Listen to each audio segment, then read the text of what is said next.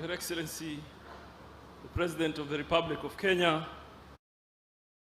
President William Samoei Ruto, my colleague CS Salim Vuria, Honorable Members of Parliament, Excellency Governors, allow me, Your Excellency, to begin first of all by congratulating Governor Gideon Maita Mungaro for inviting us for this very momentous occasion.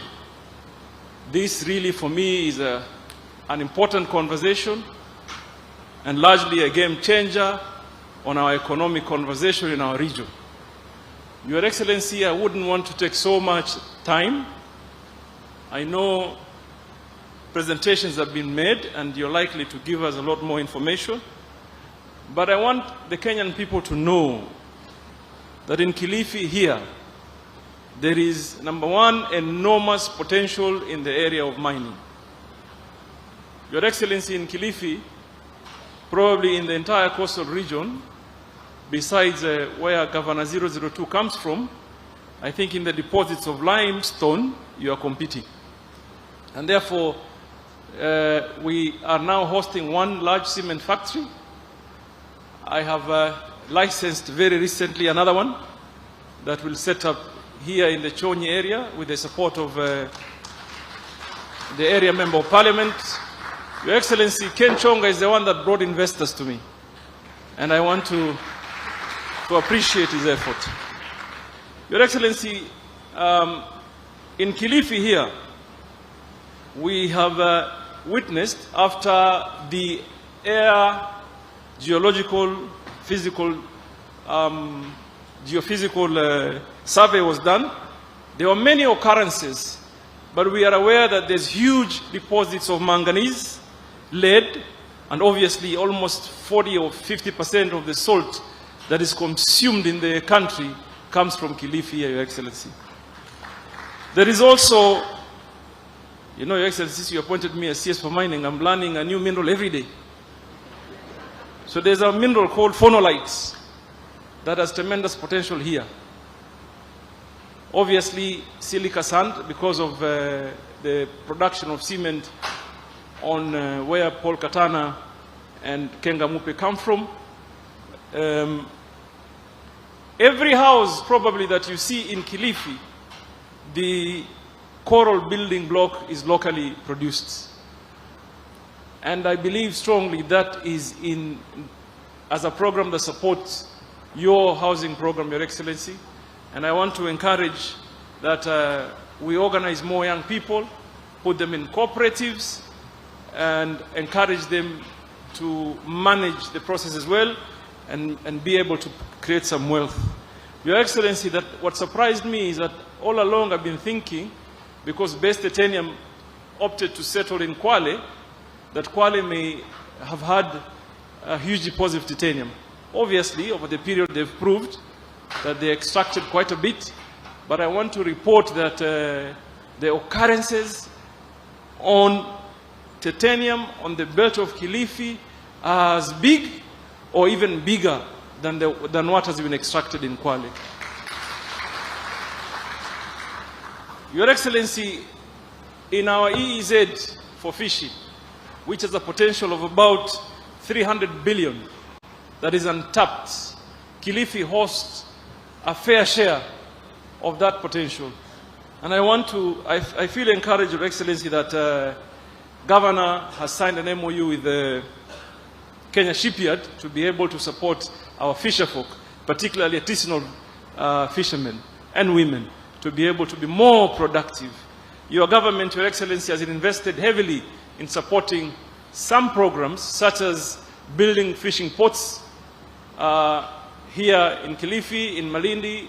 Your Excellency, you negotiated on our behalf as the Kenyan people for a much larger investment that you probably announced it yourself at some point. That is, we have unlocked, and hopefully soon we will be able to get consultants design and be able to realize that potential. Your Excellency, I feel very encouraged with one memorandum of understanding the Governor has signed with Digital Opportunity Trusts, so that we can monetize our content creation. The country must be built by hard work. It must be built by commitment. And therefore, for us to realize the potential we have, number one, government can create its support infrastructure or infrastructural support. But oftenly, what changes the game is private equity when it is injected in our economy. Because our young people need jobs. We need to be able to create wealth. We need to be able to uplift the standards of the lives of the people. That can only be realized by true hard work. And therefore, I feel encouraged that we must have this meaningful conversation on how we can turn around our economy. Your Excellency, Abdul Samad thought he's the only one who could speak Swahili. And he seized the moment. Akatoa methali moja tu ya kusema, ulisema nini vile? Ukiona sasa yeye amesema ukiona vaolea. Nataka nimwambie hiyo sio Kiswahili. Kiswahili ukiona vaelea. Si ndio hivyo? Vimeundwa. So nataka niwaambie tu ndugu zangu, kazi ya kujenga nchi si kazi rahisi. Na those that are in government, including the president, akijenga, don't ever assume for 1 minute that because I'm a minister, what I do in my workspace, I am doing it for myself. We're doing for the current and the future population. So it is important that we all realize that every Kenyan, in one way or another, they have a contribution to make. And I want to urge all of us, we sell our country positively. We sell our country positively. And I want to repeat some sentiments I said earlier. I was with the president in New York. And in one of the meetings when I was trying to sell the blue economy space, 90% of the questions that were being asked are informed from some space in social media. Like we could not really answer. And we are only asking that let us be responsible. It is our country. We cannot have another Kenya. 1 year wasted is far too long for the future generation. So nataka too, because there's a lot of private sector voices that I would term credible in this conversation, tafadhali inform the rest of the world that Kenya is ripe for investment. Kenya is ready for investment. We have systems that work. Kenya is a liberalized economy. There's a lot of space to be able to secure yourself and do business. Mheshimiwa Rais, Mr. kuendelea zaidi hapa niseme karibu sana huku Vipingo. And Governor, you've showed us the way. Mngaro. I hope the next one we'll be able to invite the president to do a Jumuiya one, because you are interdependent. Nikutakie kila laheri, Governor, na nikwambie me and you have discussed in certain areas of potential in mining. Your Excellency, we have progressed 3 companies from prospecting to mining here in Kilifi. And they have reported to us they are likely to employ not less than 6,000 of our young people. So hopefully when they are backing around, Your Excellency will allow, I'll invite you to come and officiate. Mwenyezi Mungu awabariki na awalinde. Thank you very much.